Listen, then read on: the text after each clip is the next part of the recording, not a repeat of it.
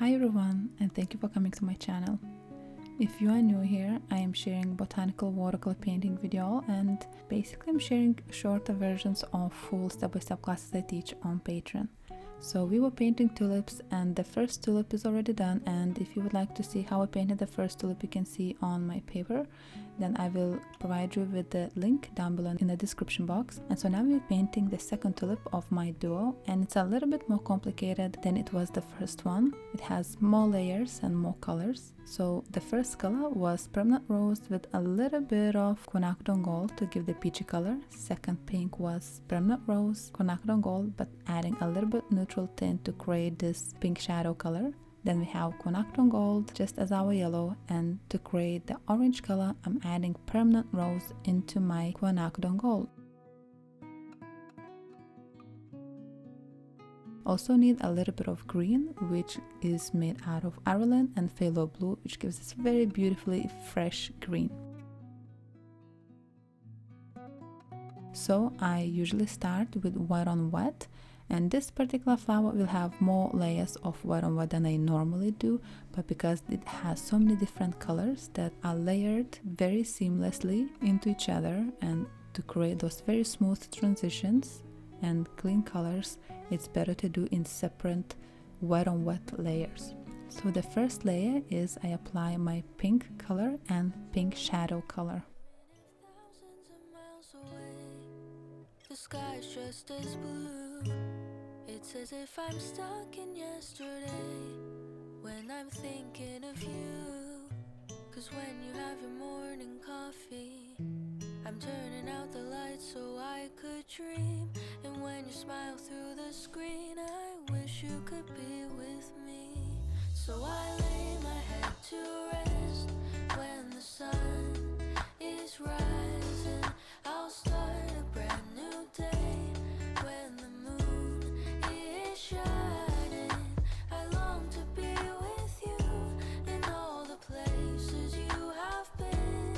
So today I am time traveling. Da-dun-dun-dun. Oh, today I am time traveling.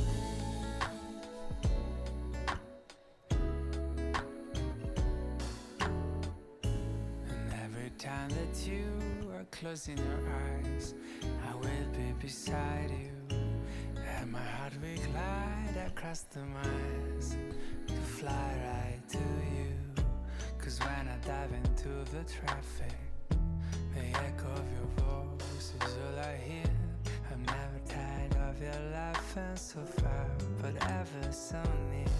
So I lay my head to rest when the sun is rising.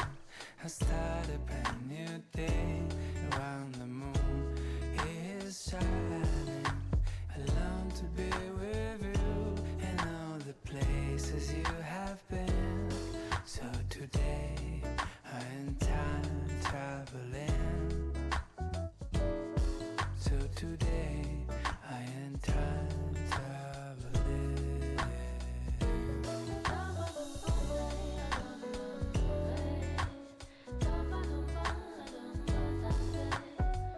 So once the first layer is done with my pink, I start applying the orange color. And I normally use wet on wet for bigger areas and wet on dry for those very tiny areas, because it's not necessary to wet the paper before because they're just very small. A little tip: once you apply the color on water glaze, at first when you lift off the color, you can lift those very soft big veins, but as dry the glaze gets, the sharper and finer lines you can lift off. So if you want those fine veins, start lifting them off right before the glaze starts drying, but it's still damp enough.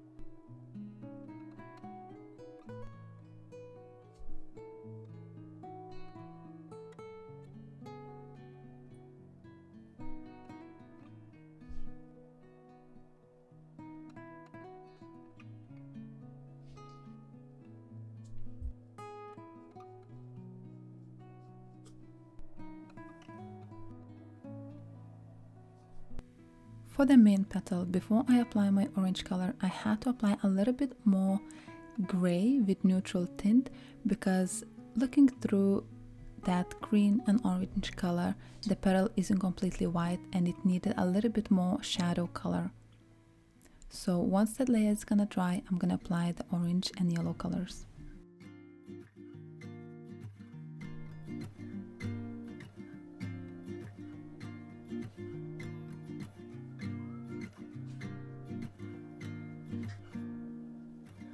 I was out there alone, moving from station to station. I've been searching for the right one, but I was ready for something more.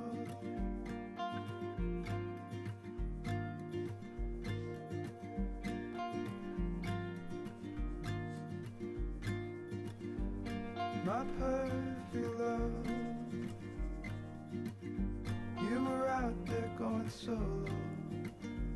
You've been running with the wild ones, and you were ready for something more.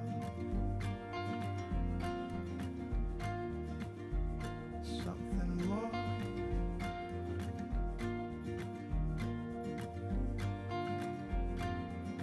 So I let all the layers dry, and now before the final layers of color, it's time to paint in the fine veining. And the reason I want to apply them underneath the final layers is because the final layers will soften and diffuse them on a little bit, and they will be more natural and realistic. If they will get lost under some color, I will just can darken them at the very end, but it's best to do them now so they don't scream and they aren't too dominant at the end.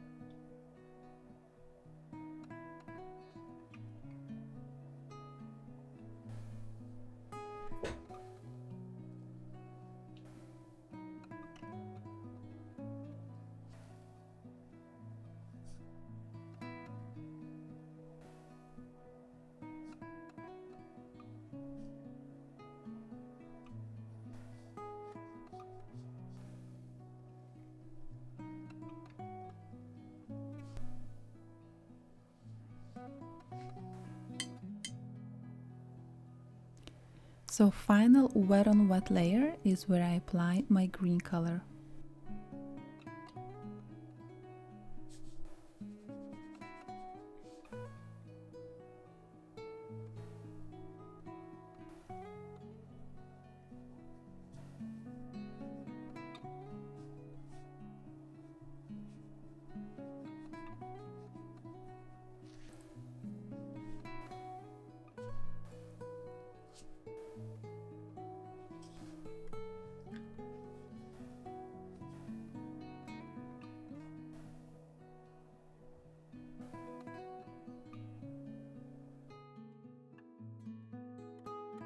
So now I can paint those little gaps in between the petals, and as I mentioned in the previous video where I painted the first tulip, those gaps are like eyes to the portrait, and because they are those details that provide contrast for the flower, and it's very important to get them very tidy and have very nice sharp lines and those corners, and they need to be as dark as they need to be so that they create that contrast. Therefore it's just like last thing that the flower needs to just lift it up.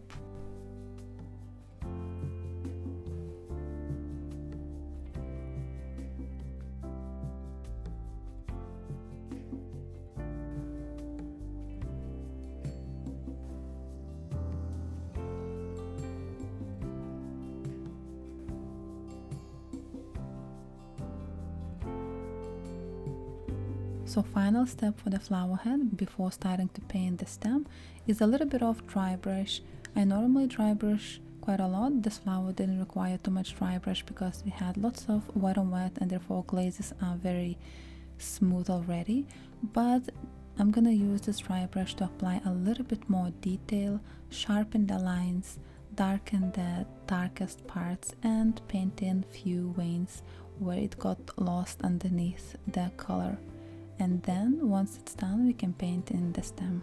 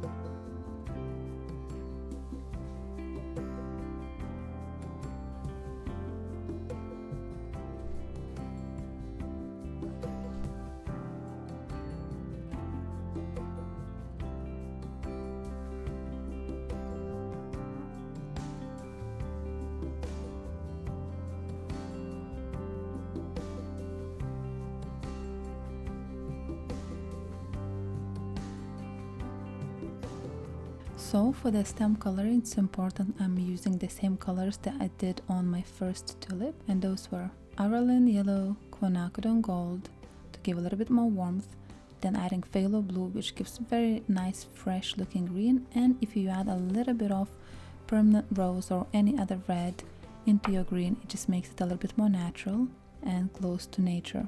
I'm just mixing a second puddle with the same mix, just adding a little bit of more Quinacridone Gold to make it a little bit warmer and lighter, and that will be my base underneath layer. So the first layer is with that lighter, slightly more yellowy green. I'm painting with wet on wet, so I wet my paper first with clean water and apply almost all over the stem, lifting off the highlight in the middle.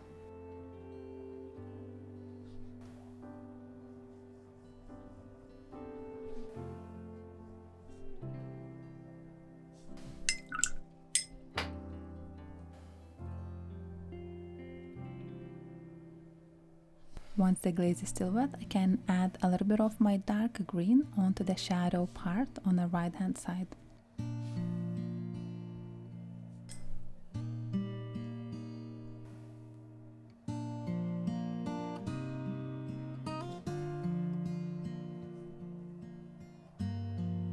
Leave it to dry and apply a second wet on wet layer, but this time just with dark green color.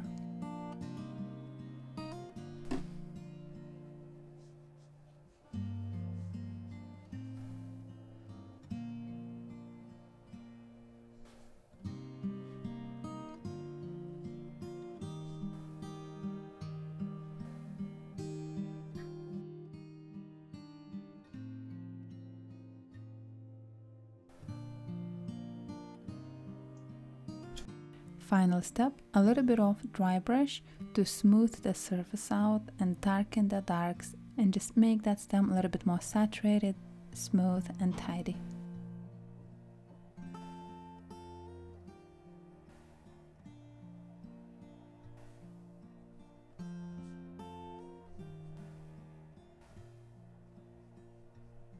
And that's it. I hope you liked it and you enjoyed it. If you did, then thumbs up and subscribe, and I'll see you in my future videos. Bye!